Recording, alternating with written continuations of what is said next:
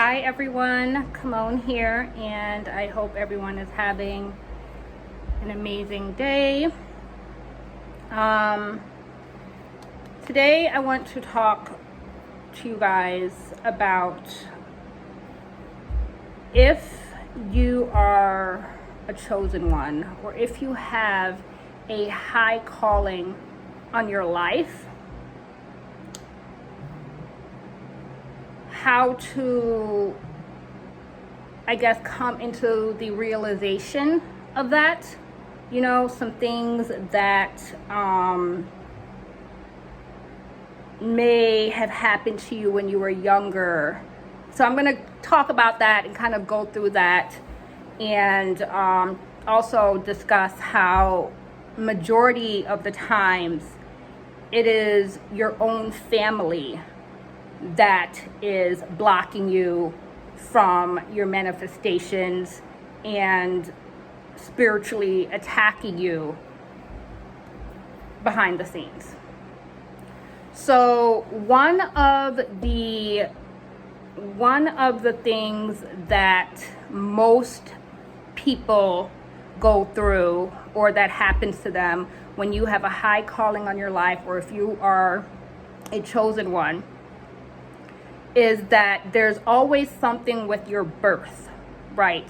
There's always some type of incident that happened around your birth. You might have heard stories about it growing up. You may or may not even still know the full story about it, but something happened during your birth. Either your birth was delayed somehow, and the reason why most people who are chosen ones, or who have a higher calling on their life, or if you're meant to step into this energy of helping other people and uplifting the collective, right? The reason why there is most of the time a story with your birth, or something that delayed your birth in a way, whether you were born breached or something happened, right, is because the delay happened because your ancestors wanted to be there to usher you into the world. You needed protection from the day that you were born, because your ancestors and spirit guides knew the attacks on your life that would start happening from early childhood. And it's some type of delay so that they can be there to cover you and protect you and usher you into this world with protection from the very first day you came into this world. That is the main reason why that happens. It's some type of, and I believe there is a word for it, but it's some type of blessing or ushering or sacred ceremony that happens, that they want to be there to make sure that you are covered and protected from the day that you were born, right? So that is something to think about if you have, you know, one of those stories about your birth or something of that nature. Now, a lot of times, earth angels, chosen ones, people with high callings on their life, whatever you want to call it, right? A lot of times, these types of people are born into, I want to say, demonic families. But it's not really exactly a demonic family, but just a family who has an ancestral history of, you know, just low vibrational energy, right? Let's just call it that. A family that has been stuck in a rut from ages and ages, decades and decades, ancestors and ancestors. This buildup of just low vibrational energy runs through your bloodline. There's a child that is born that the ancestors have chosen as the curse breaker, right? You've been chosen by your ancestors as the curse breaker. And there are attacks on these people, children, from a very early age. Literal attacks on your life from a very early age. You either went through things where it was, right up in your face, molestation, beatings, whatever it may be, straight up attacks, horrible siblings attacking you, whatever it may be, blatant up in your face abuse, right? From the day you were born. Because then that happens because you have that higher calling on your life.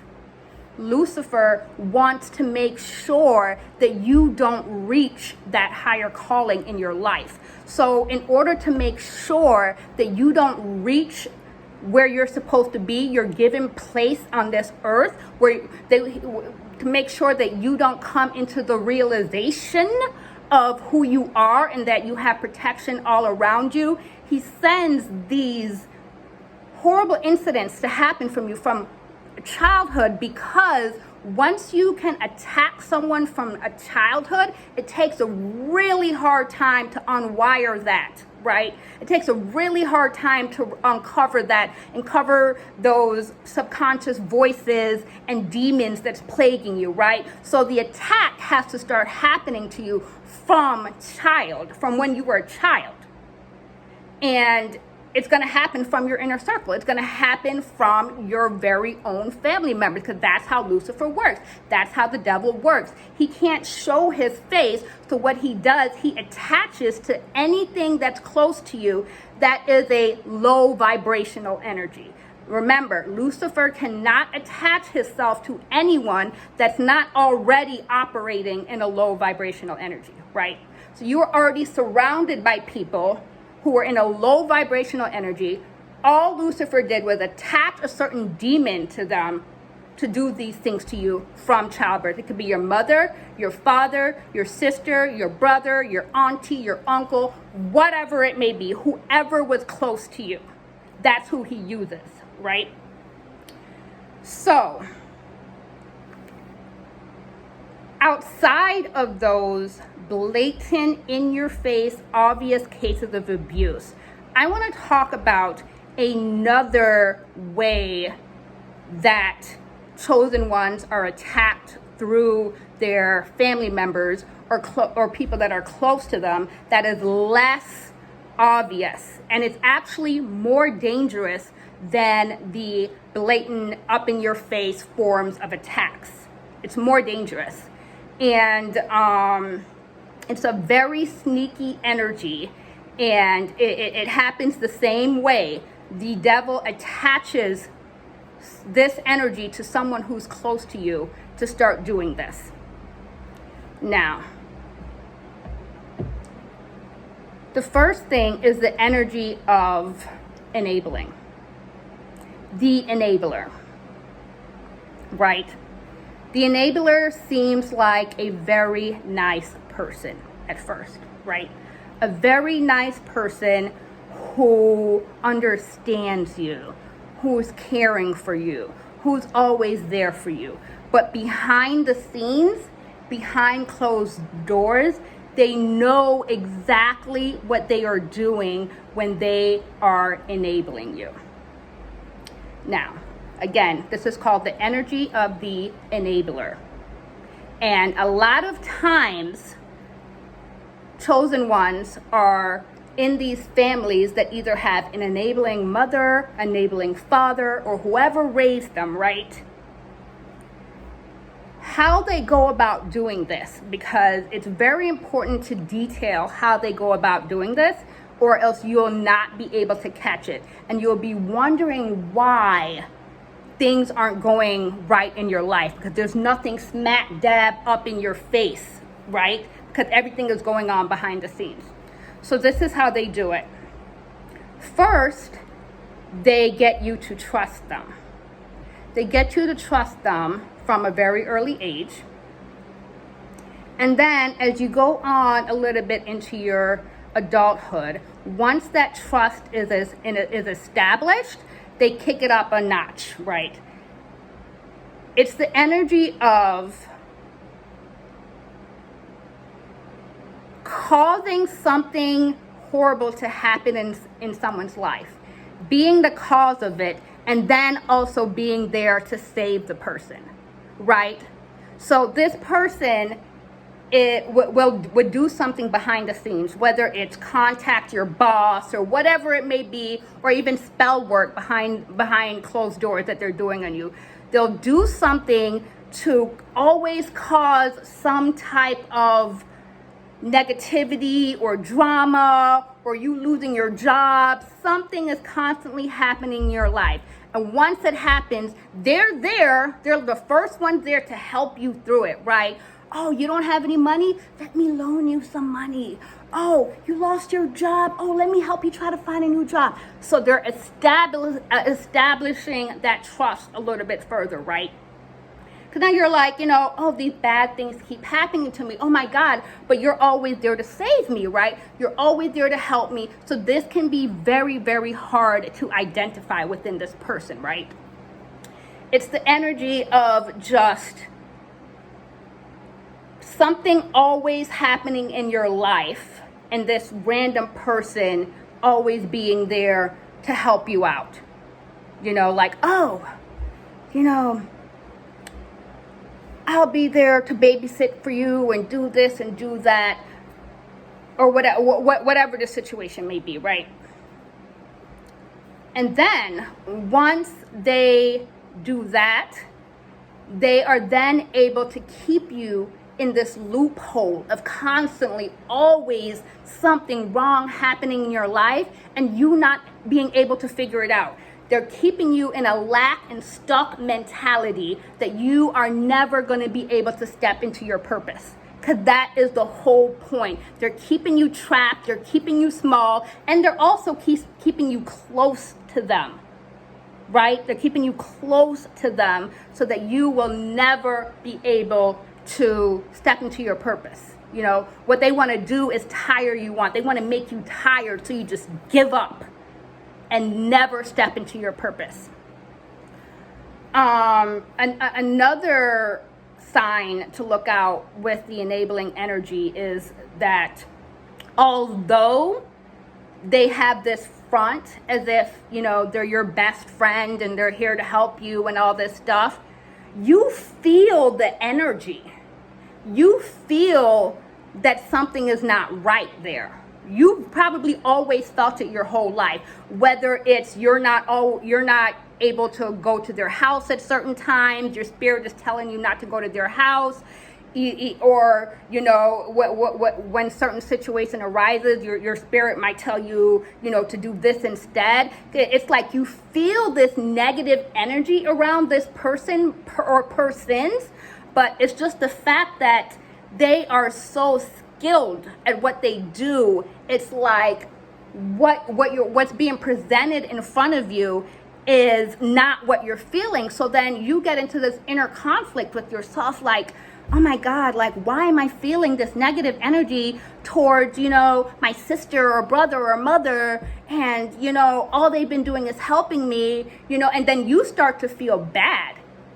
You start to feel guilty, right?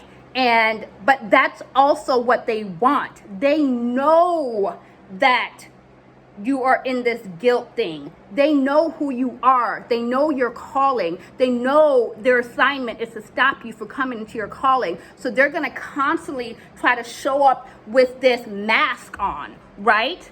Although they know, and you know because you felt that negative energy around them the whole time. And the whole time you're here feeling guilty for not wanting to be around them. So you're forcing yourself to be around them. And they know this. So that is another thing to kind of, be aware of. There are these two incidents in TV shows that I want to talk to you guys about. And it really stood out to me for some reason. And this goes with what I'm talking about. The different forms of enabling energy that could be around you, right? So there's this TV show, it's called Queen of the South. And there's this one particular part where a drug dealer was constantly always going to jail. While he was in jail, he had someone who was like a father figure to him, who he's known since he was a little boy. He had someone who was like a father figure to him, who was always there for him when he went to jail. He always sent him money. He always made sure he was well taken care of, always talked to him while he was in jail. When he got out of jail, he, gave him more drugs to start selling, gave him a house, but he was constantly getting into these situations where he would end up in jail. Now, he met this group of people that he started working with. And this group of people tried to tell him what they were seeing happening. They tried to tell him, like, because there was this last incident where, a drug deal had went wrong, and he's in jail now. The new group of people that he met, they were able to see what his father figure was doing behind the scenes. So they went to him and they tried to tell him, like, I'm sorry to tell you this, but I think the reason why you're in jail is your father figure guy. He's the one that tipped the police off. We did the research on it, right? And he tried to tell him, and he just couldn't believe it. He didn't believe it. He was like, I don't believe it. This man has been here for me every time I went to jail. He sends me money. He's like a father to me. I don't believe it. I mean, down to the very last day. Down to the very last day, he just still couldn't believe that this man, which he trusted so much, was the very reason why he kept on going to jail. The group of people that he met were the ones that actually had to take his father figure down, because he was in such denial. He was in such denial about what was going on that he just didn't believe it. So this outside group of people who were able to have a higher perspective on the situation and see what was going on, they had to step in and take him out for, the other guy to really see what was going on, behind the scenes. And, that just goes to show you the mental fuckery that, these people, these enablers, these nice guy characters can really do to you, right? The second incident, so there are these series on Facebook that comes on, and it's about, what is it called? It's called The Evil That Lives With You. And it's a documentary. It's a documentary series that that people who have survived certain incidents, they opt to get on TV and talk about it, right? A lot of these people survived living and marrying murderers and child molesters, and their parents were just horrible people. And it's called I believe it's called The Evil That Lives With You. I'm only able to watch these shows at certain times, right? Just in general, because it's really, really sad to watch. This is real life true story, like raw and uncut. These people are coming on, they're finally telling their stories about how they survived living with, murderers and all just horrible people. So there's this one particular documentary that really stood out to me. And it was about, he's a grown man now, and they're telling the story about when he was a little boy. It was him, his brothers and sisters. His parents would beat them and molest them. They would tie them up, and just like the most horrible things that you could think of. The father even impregnated a few of his sisters, right? Until one day they finally got busted by the police. And the guy that was, sitting in front of the camera telling the story, he recanted the whole story. There was this one moment where the producers was like, we're going to replay back a tape of when the news was recording his mom going to jail, right? And you know how sometimes when they're like escorting someone to and from court and stuff, and you have people recording them. So the producers started to show him this clip of his mom. And in the clip, one of the news reporter asked her a question, and I really wish I remembered the specific question. But it was a question about whether or not she knew something specifically that had happened.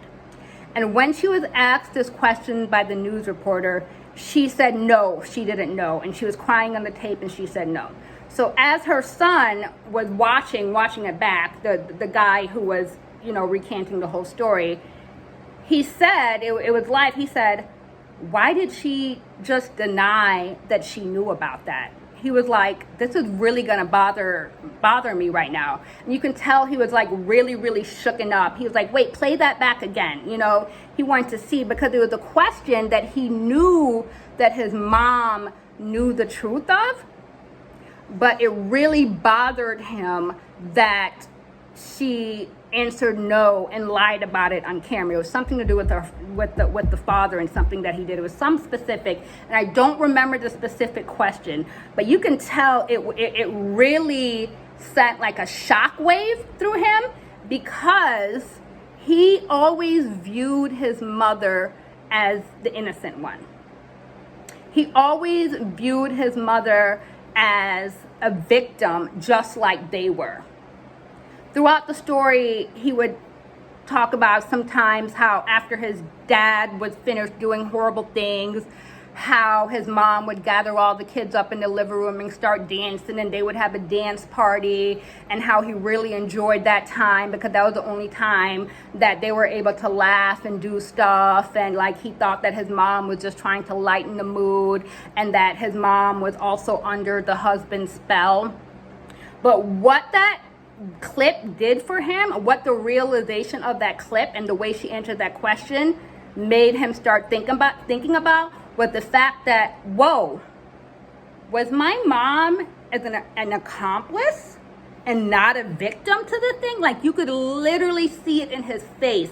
He was very, very disturbed. And that was the first time, he said, that's the first time I ever saw that.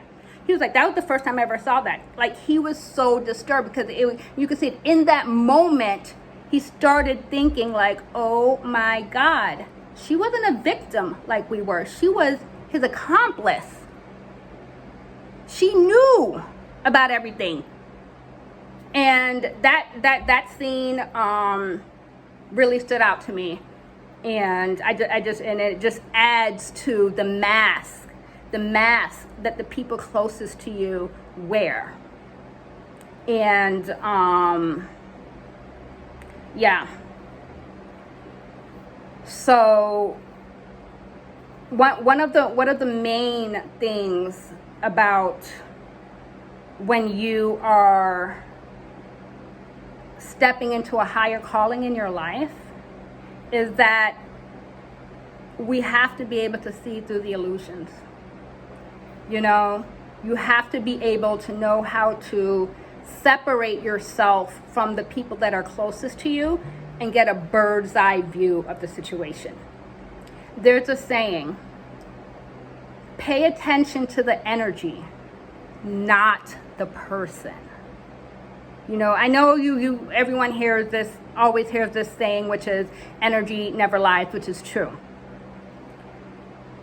But once you are able to take away who the person is in front of you, because people lie, people are deceitful, take away if that's your mom, your dad, your brother, doesn't matter. Pay attention to the energy. Pay attention to the energy, not the person. It will save you a lot of trouble and a lot of heartache. All right? So thanks, guys. If you like this video, please like, share, and subscribe for me, and share it with whoever you think needs to hear this. Please also drop any questions that you may have. Bye.